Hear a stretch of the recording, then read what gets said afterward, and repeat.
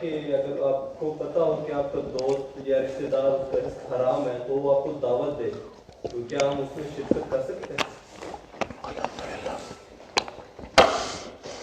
پہلا سوال دہرا دیجئے۔ میرا پہلا سوال یہ تھا کہ اگر حرام رزق کھانے کے بعد کوئی دعا کر سکتے ہیں، شکر نعمت کی جو دعا پڑھتے ہیں کر سکتے ہیں؟ ماشاءاللہ۔ بسم اللہ الرحمن الرحیم۔ سوال یہ ہے کیا رزق حرام کھانے کے بعد ہم دعا پڑھ سکتے ہیں؟ جو شکر کی دعا ہے وہ رزق حرام کھانے کے بعد بھی پڑھنی چاہیے، مطلب یہ ہے۔ اور دوسرا سوال یہ تھا کہ رزق حرام کھانے اگر ہمیں پتہ چلے کہ کوئی ہمارا رشتہ دار ہے یا دوست ہے اور اس کا رزق حرام کا ہے اور وہ ہماری دعوت کرے تو کیا ہم ان کے گھر میں دعوت کھا سکتے ہیں؟ بڑے پریکٹیکل نوعیت کے دونوں سوال ہیں۔ دیکھیں، جہاں تک پہلے سوال کا تعلق ہے کہ رزق حرام کھا کے دعا پڑھی جا سکتی ہے، یہ تو بڑا ہی معصومانہ سوال ہے کہ جو رزق حرام ہے وہ کھایا جا سکتا ہے تو پھر آپ دعا کا سوال کریں نا۔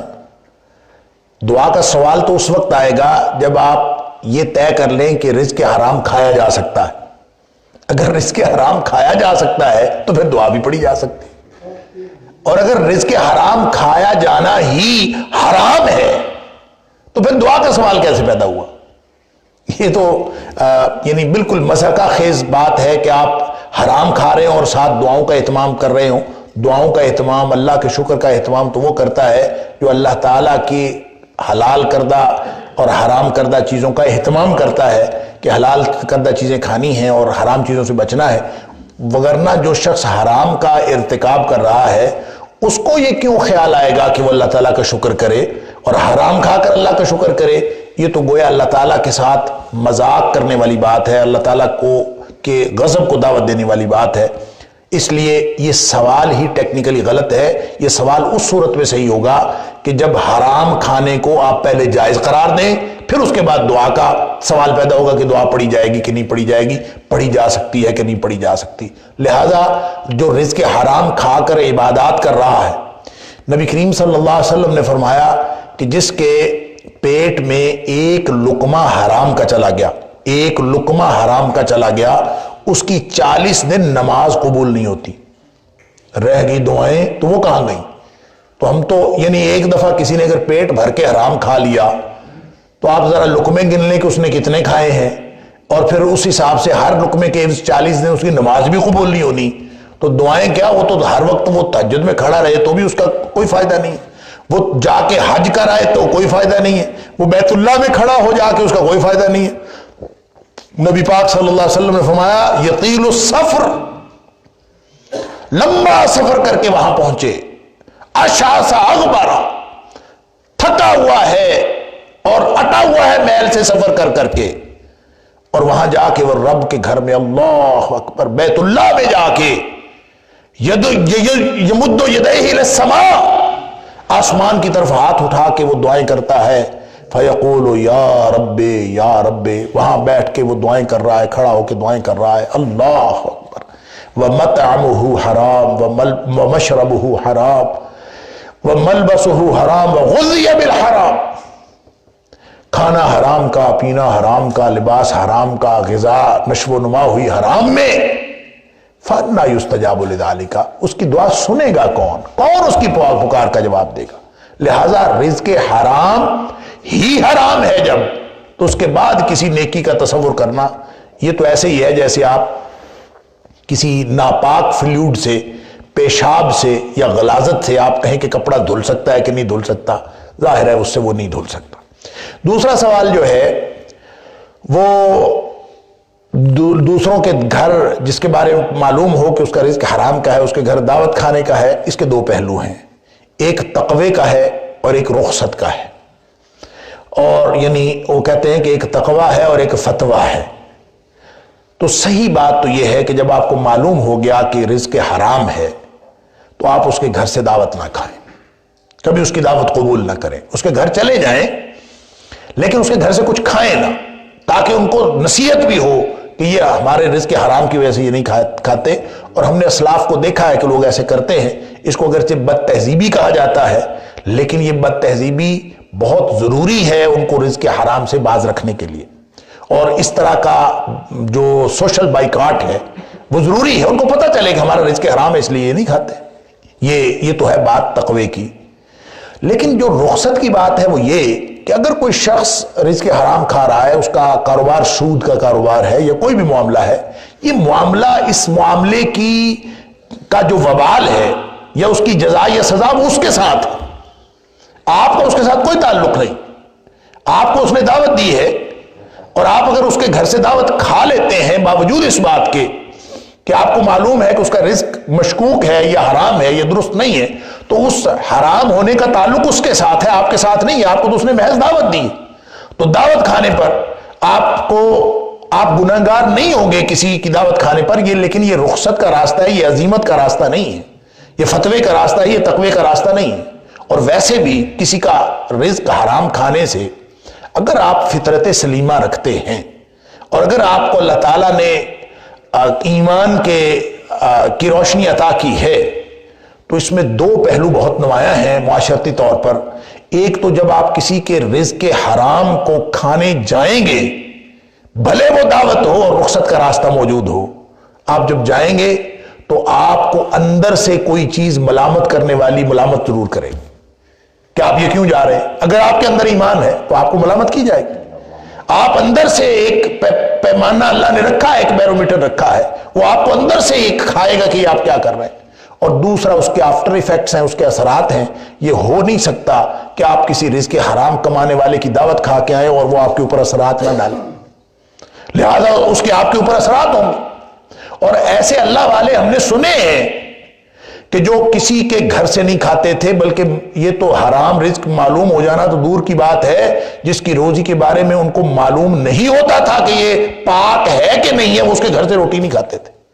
اور یہ بہت پرانے زمانے کی باتیں نہیں ہیں، میں آج کے دور کی بات کر رہا ہوں، ایسے 10-20 سال پہلے کی بات کر رہا ہوں ایسے لوگوں کی۔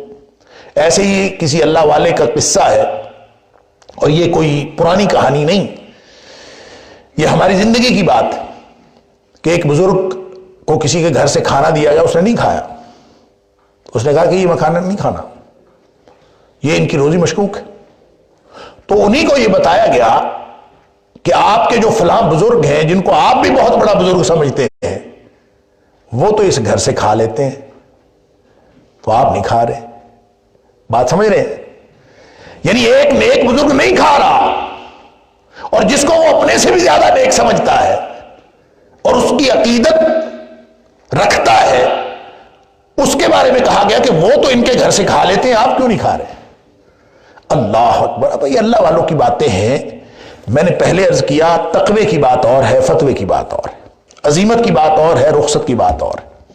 آپ اس کے ذمہ دار تو نہیں ہیں لیکن اس کے اثرات سے آپ بچ نہیں سکتے، جو برے اثرات۔ لہذا وہ بزرگ کہتے ہیں آگے سے انٹرپریشن ہی کرنی ہے نا، انہوں نے آگے سے انٹرپریشن کی، انہوں نے کہا جی بات پتہ کیا ہے، جو چھوٹی ندی ہو نا یا چھوٹا پانی کا کوئی بھی سورس ہو، اس کے اندر تھوڑا سا بھی گندا پانی چلا جائے تو اس کو گندلا کر دیتا ہے۔ اور اگر سمندر ہو تو سمندر کے اندر گندے نالے جتنے مرضی آ جائے اس کو فرق ہی نہیں پڑتا۔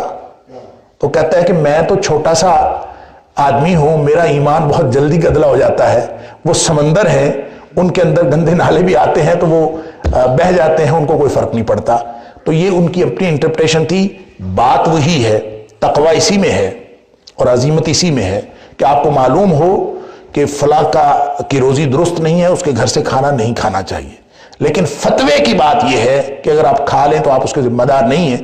کیوں؟ اس لیے کہ اپنے رزق کے حلال حرام کمانے کا ذمہ دار وہ ہے، آپ نہیں ہیں۔ آپ کی حیثیت صرف ایک مہمان کی ہے، اور اذا دعا کا فاجب ہو ہے کہ آپ کو کوئی بلا رہا ہے، آپ کو دعوت دے رہا ہے، آپ اس کی دعوت کو قبول کر لیں نبی پاک صلی اللہ علیہ وسلم کے حکم کے مطابق، تو اس میں کوئی حرج نہیں ہے، رخصت ہے لیکن عزیمت نہیں ہے۔ اس سوال کا جواب یہی ہے۔ اللہ تعالیٰ مجھے اور آپ کو عزیمت کا رستہ اختیار کرنے کی توفیق عطا فرمائے۔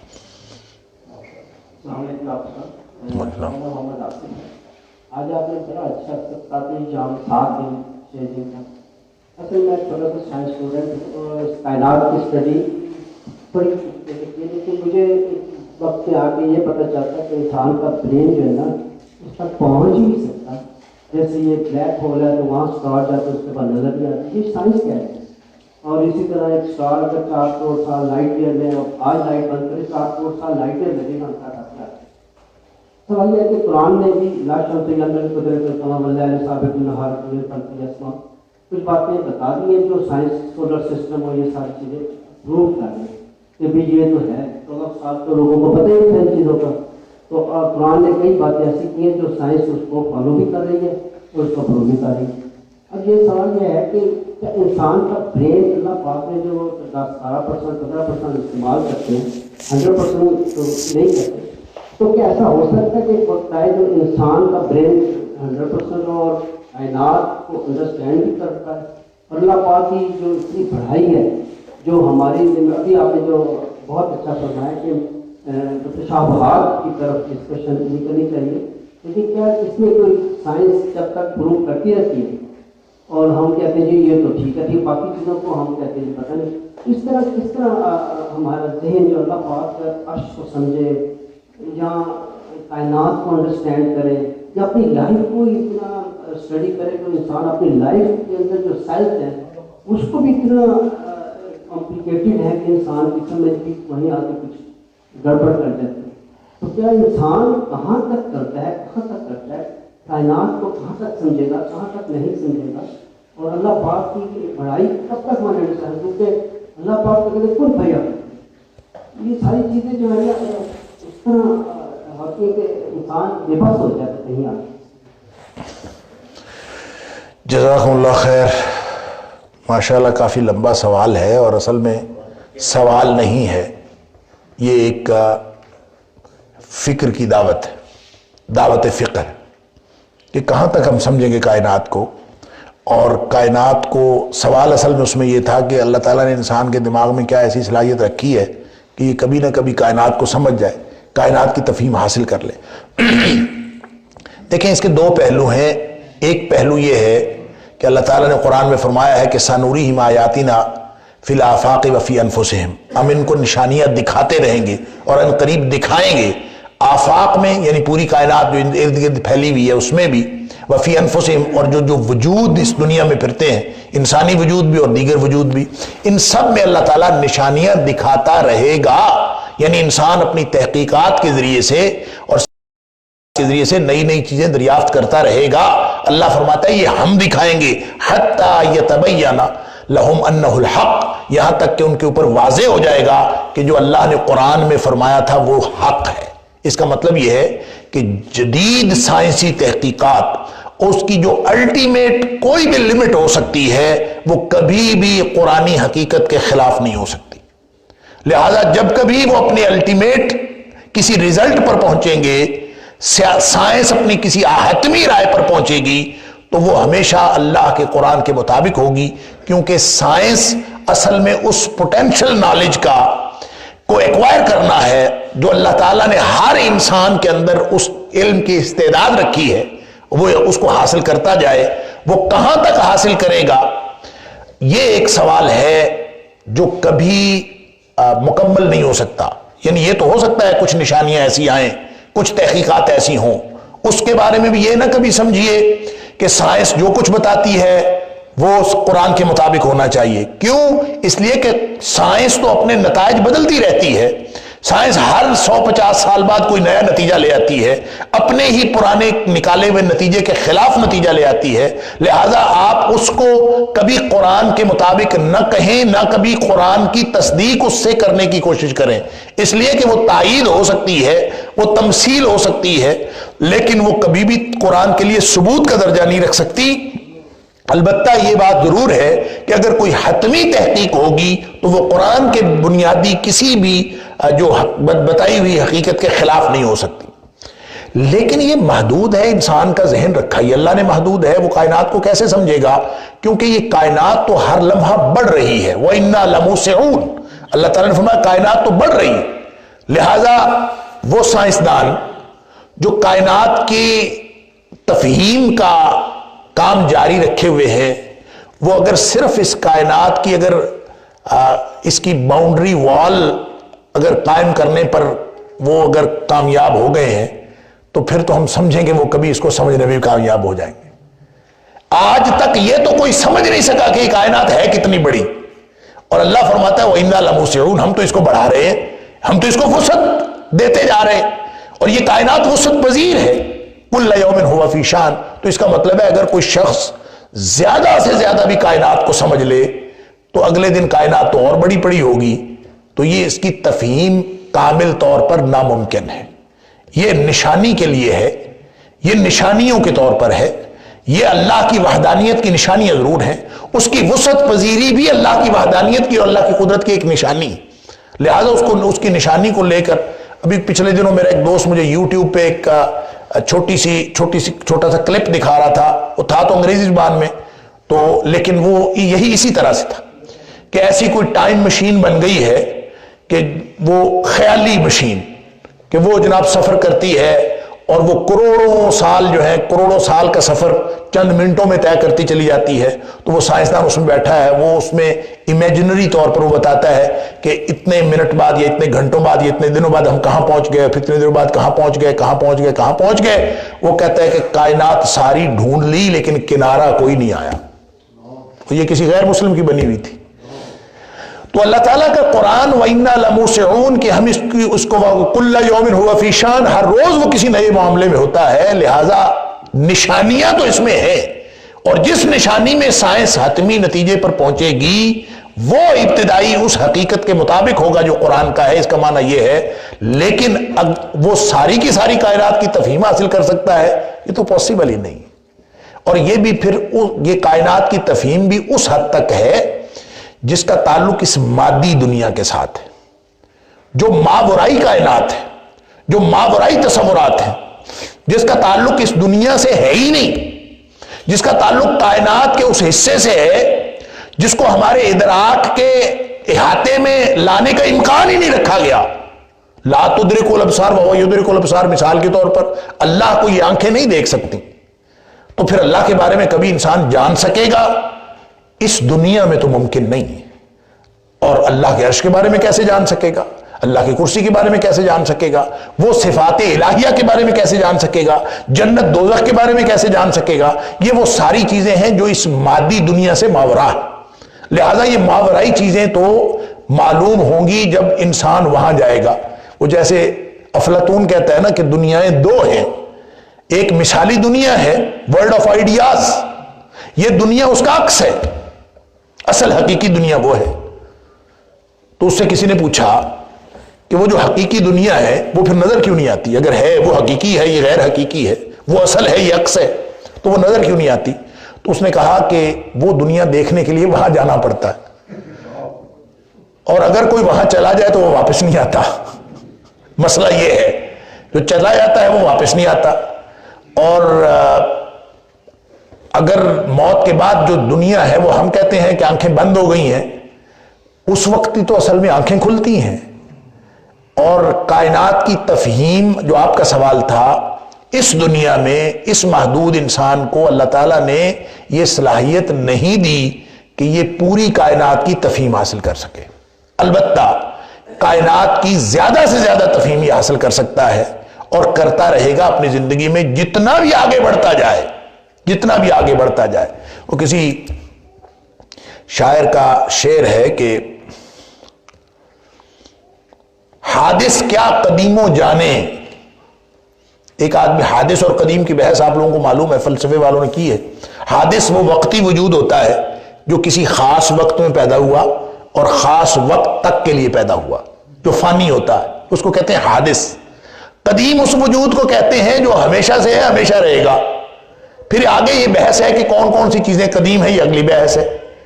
کائنات کے بارے میں مادی جو فلاسفہ ہیں, مادی فلاسفہ جو مادے کی ازلیت پر یقین رکھتے ہیں, ان کے خیال میں کائنات جو ہے یہ بھی قدیم ہے, ازلی و ابدی ہے. کہتے ہیں مادہ, بعض نے کہا ہے کہ کائنات اپنی اس شکل میں ازلی و ابدی نہیں ہے بلکہ مادہ ازلی و ابدی ہے. بہرحال تو یہ قدیم کا جو تصور ہے یہ مادی فلسفیوں کے ہاں تو کائنات کے بارے میں بھی وہ کائنات کی ازلیت کے اور ابدیت کے اور کائنات کے قدیم ہونے کے قائل ہیں. اس کو اہل ایمان نے اور مسلم فلاسفہ نے نہیں مانا. اس لیے کہ قدیم صرف اللہ کی ذات ہے، ازلی و ابدی صرف اللہ کی ذات ہے، باقی ساری کائنات حادث ہے. اور انسان اس امر کو جاننا چاہے کہ اللہ تعالیٰ کی ذات کیا ہے، اللہ کا عرش کیا ہے، تو یہ حادث ہے نا، یہ قدیم کے بارے میں کیسے جان سکتا ہے؟ یہ خاص وقت میں پیدا ہوا، خاص وقت میں ختم ہو جائے گا. اور اگر صرف اس کائنات کے مقابلے میں بھی انسان کا وجود دیکھ لیا جائے تو انسان تو ایک خاص وقت میں پیدا ہو کے خاص وقت میں ختم ہو گیا. کائنات اگرچہ خاص وقت میں پیدا ہوئی ہے، اگرچہ خاص وقت میں ختم ہو جائے گی، لیکن انسان کا انفرادی وجود اس کائنات کے اجتماعی وجود کے حوالے سے کیا حیثیت رکھتا؟ تو یہ اس کو کیسے جان سکتا؟ الا یہ کہ یہ کائنات کی ان حقیقتوں کی بات کرے کہ اللہ کے عرش کو جان لے گا اور اللہ تعالیٰ کی وحدانیت کی اور جنت اور دوزخ کو اور اللہ تعالیٰ کی صفات کی کنہ تک پہنچ جائے گا. یہ تو پاسبل نہیں ہے. لہذا اس نے کہا تھا کہ حادث کیا قدیم و جانے یہ لکھ اڈے ہوائیں. چاہے یہ ہواؤں میں اڑے نا انسان، یہ کبھی قدیم کا تصور نہیں حاصل کر سکتا، اس کے بارے میں پوری تفہیم حاصل نہیں کر سکتا، اس لیے کہ خود حادث ہے. حادث کیا قدیم و جانے یہ لکھ اڈے ہوائیں، وچے ڈب مریندیاں عقلاں حیرت دے دریائیں. آپ جتنی کائنات کی تفہیم حاصل کرتے جائیں گے آپ کی حیرت تو بڑھ سکتی ہے، آپ کو کبھی کائنات کی تفہیم حاصل نہیں ہو سکتی. اور یہ حیرت اصل میں انسان کے لیے ایک نشانی ہے کہ وہ اللہ تعالیٰ کی وحدانیت اور اللہ تعالیٰ کی قدرت پر ایمان لے آئے. یہ چیزیں ایمان سے تشنگی ختم کر سکتی ہیں. ان چیزوں کی تشنگی ایمان سے ختم ہوتی ہے اور تشفی ہوتی ہے، صرف عقلی تفہیم سے کبھی بھی ان کی تشفی ہونا ممکن نہیں ہے. واللہ اعلم. السلام علیکم ورحمۃ اللہ وبرکاتہ. پہلے حرام اور حلال کے بارے میں ایک کویشچن کیا گیا تھا، تو اسی کو ہی تھوڑا میں ایلیبوریٹ کروانا چاہوں گا. بازار میں ہمیں برگر، شورما وغیرہ اس طرح کی چیزیں ملتی ہیں، یا اگر ہم بات کرتے ہیں چکن کی یا مٹن کی بات کرتے ہیں جو بازار میں اویلیبل ہے، تو اس کے بارے میں 100% شور نہیں ہوتے کہ یہ حلال ہے یا حرام ہے.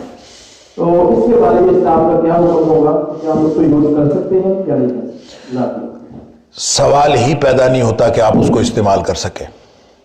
جس کے بارے میں شک پڑ گیا نا آپ کو کہ حلال ہے کہ حرام ہے، وہ دراصل حرام ہے. یہ ذہن میں رکھیے. دیکھیں 3 باتیں ہیں نا آپ کے سوال میں، 3 باتیں ہیں. اور ہمارے عمومی طور پر یہ جو آپ کا عملی سوال ہے کہ ہمیں بازار میں پتہ نہیں چلتا کہ کون سی چیز حلال ہے کون سی چیز حرام ہے، شوارما وغیرہ میں جو چکن ڈالا جا رہا ہے پتہ نہیں حلال ہے کہ حرام ہے، تو یہ بعض اوقات شک پڑ جاتا ہے. تو ہم کیا کریں؟ اس کو کھایا جا سکتا ہے کہ نہیں؟ تو میں نے اس کا جواب مختصراً تو یہ دیا ہے کہ نہیں کھایا جا سکتا، سوال ہی پیدا نہیں ہوتا. اور اس کی تفصیل یہ ہے کہ دیکھیں کچھ چیزیں ہیں واضح طور پر حلال ہیں، کچھ چیزیں ہیں جو واضح طور پر حرام ہیں. اس کے لیے کوئی سوال نہیں ہے. حرام بالکل استعمال نہیں کیا جا سکتا، حلال لازمی طور پر قابل استعمال ہے. وَبَيْنَهُمَا مُشْتَبِهَاتٌ. قرآن کہتا ہے، نبی پاک صلی اللہ علیہ وسلم کا فرمان ہے، یہ حدیث ہے، نبی پاک صلی اللہ علیہ وسلم فرمایا ان الحلال بین وان الحرام بین. حلال بھی واضح ہے، حرام بھی واضح ہے. وبینہما مشتبہات، درمیان میں کچھ چیزیں ہیں جو مشکوک ہیں، جو شبہ میں ڈالنے والی. لہذا وہ شبہ میں ڈالنے والی وہ چیزیں ہیں، اس کے بارے میں کیا کرنا ہے؟ نبی کریم صلی اللہ علیہ وسلم نے فرمایا کہ اس کے بارے میں یہ رہنمائی ہے کہ من وقع فی الشبہات فقد وقع فی الحرام. جو اس شبہ والی چیزوں میں، جن کو ہم گرے ایریا کہتے ہیں، جو اس میں داخل ہوگا وہ ایسے ہی ہے جیسے وہ حرام میں داخل ہو گیا. لہذا وہ جو 3 حصے تھے، اور جو اس سے بچا فمن اتقى الشبہات، جو اس مشتبہ چیزوں سے بھی بچ گیا، فقد استبرأ لدینہ وعرضہ، اس نے اپنا دین بھی بچا لیا، اس نے اپنی عزت بھی بچا لی. لہذا بات تو واضح ہو گئی. وہ جو ان الحلال بین ایک حصہ، وہ ان الحرام بین اور ایک حرام کا حصہ، درمیان میں مشتبہات کا حصہ. جو مشتبہات میں پڑا وہ ایسے ہی ہے جیسے وہ حرام میں پڑا. تو پھر حصے تو 2 رہ گئے نا، 3 تو ہوئی نا. مشتبہات والا بھی ادھر چلا گیا. ہم صرف وہ استعمال کر سکتے ہیں جو حلال ہے، जिसके बारे में यकीन हो कि यह हलाल है, सिर्फ वो आप रख सकते हैं। जो मशकूक हो उसको छोड़ दीजिए। ये तो स्पेसिफिकली नबी करीम सल्लल्लाहु अलैहि वसल्लम ने हलाल और हराम खाने के हवाले से बता दिया। वैसे उमूमी तौर पर कोई किसी भी चीज में शक पड़ जाए, वो खाने वाली ना भी हो, करने वाली हो, अमल हो, मामला हो, कोई भी चीज हो, उसके बारे में शक पड़ जाए तो एक उमूमी उसूल शरीयत ने यह दिया है, दा मा युरीबुका इला मा ला युरीबुक। हर वो चीज तर्क कर दे जो शक में मुब्तला करती, और वो मामला इख्तियार करे जो शक में मुब्तला नहीं करता। इला मा ला युरीबुक, जो तुम्हें शक में मुब्तला नहीं करता वो करें, और उसको छोड़ दें जो तुम्हें शक में मुब्तला करता है। और एक बात ये जो मैं पहले अर्ज कर रहा था, रुखसत और अजीमत की बात, तो तिरमिज़ी शरीफ की हदीस है कि ला यबलुगुल अब्द दरजतल मुत्तकीन, या ला यबलुगु अब्दुन दरजतल मुत्तकीन, कोई आदमी कभी भी मुत्तकीन के दर्जे को नहीं पहुंच सकता। कोई शख्स मुत्तकीन के दर्जे को उस वक्त तक नहीं पहुंच सकता, हत्ता यदा माला बास बिही हदरम मिम्मा बिही बास, कि जब तक वो उन चीजों को भी तर्क ना कर दे जिनमें कोई हरज नहीं है, इस डर से तर्क कर दे उन चीजों को कि कहीं इनमें हरज ना हो। हत्ता यदा फी माला बास बिही, जिसके अंदर कोई हर्ज नहीं है उसको भी तर्क कर दे, हदरम मिम्मा बिही बास, इस डर से कि कहीं इसके अंदर हर्ज ना हो। तो जो चीजें हर्ज वाली नहीं है उनको भी इस नीयत से तर्क कर देना, इस डर से तर्क कर देना कि कहीं इसके अंदर हर्ज ना हो, फिर जाके तकवे का दर्जा मिलता है। ये खामखा हर रास्ते से गुजरने वाले को नहीं मिलता।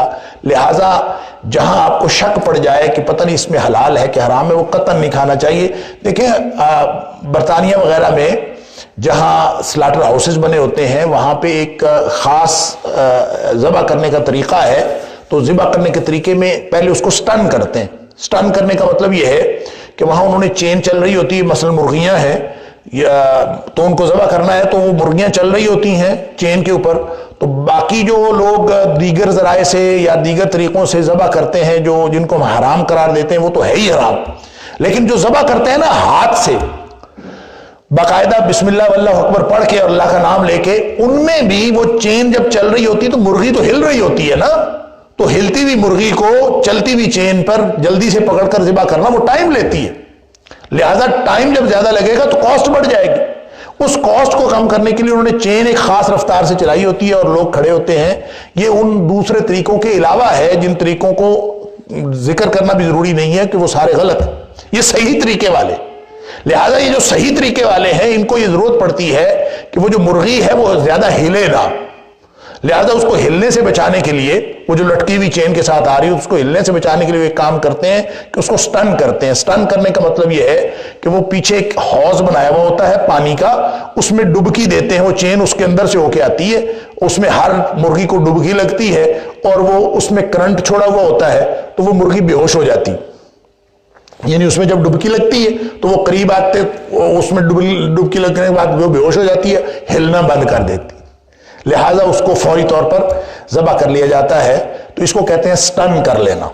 तो स्टन करके कॉस्ट कम हो जाती है, जो मुर्गी के हिलने की वजह से मैनुअली ज़बह करने से कॉस्ट ज्यादा आती है, वक्त ज्यादा लगता है। लिहाजा उस कॉस्ट को कम करने के लिए उन्होंने स्टन करने का तरीका इख्तियार किया हुआ है।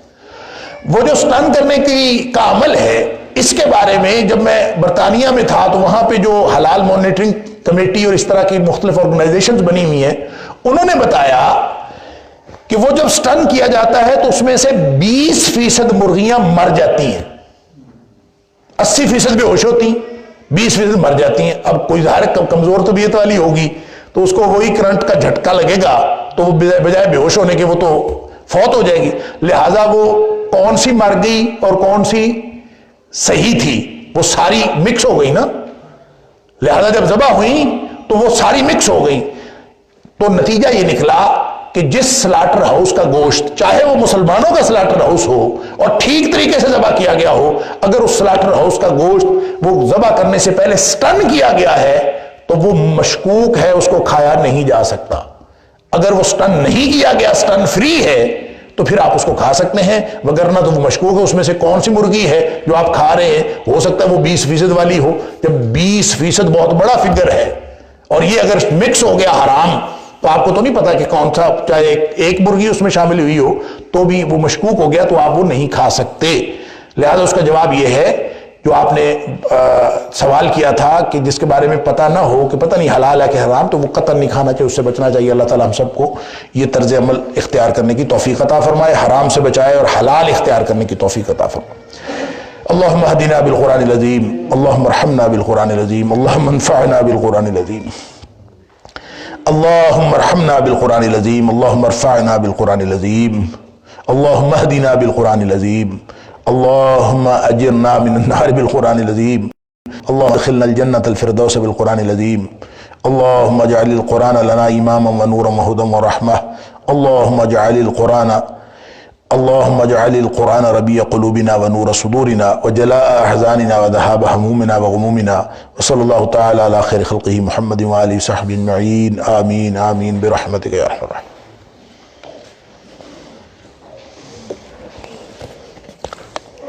بسم اللہ الرحمن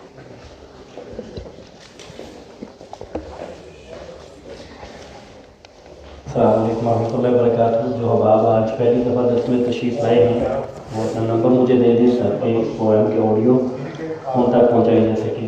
بھائیوں کے لیے محسوس آج کے ایگزام میں بہنوں کے لیے باہر ہے، بہنیں اگر ہم نے آج تھوڑا سا پردہ بھی پیچھے کیا، اگر یہ اس سائڈ پہ رکھ کے تھوڑا سا آگے بیٹھیں تو یہ پروجیکٹر دیکھ سکتی ہیں جس پہ قرآن مجید کی وہ آیات چل رہی ہوتی ہیں جو ڈاکٹر صاحب جن کی تشریح کر رہے ہوتے ہیں، تو یہ ان کے لیے آسانی ہو سکتی ہے اگر وہ اس دیوار کے ساتھ تھوڑا سا آگے آگے بیٹھیں۔ جزاکم اللہ۔ جدو تسی اعلان کر دیو نا کہ تاکہ پروگرام کی آڈیو پہنچائی جا سکے، نال بھی کر دے اور پروگرام کے بارے میں اطلاع پہنچائی جا سکے۔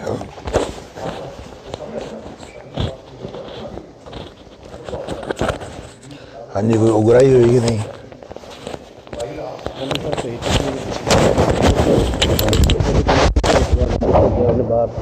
انہوں نے تین ہونا ہے۔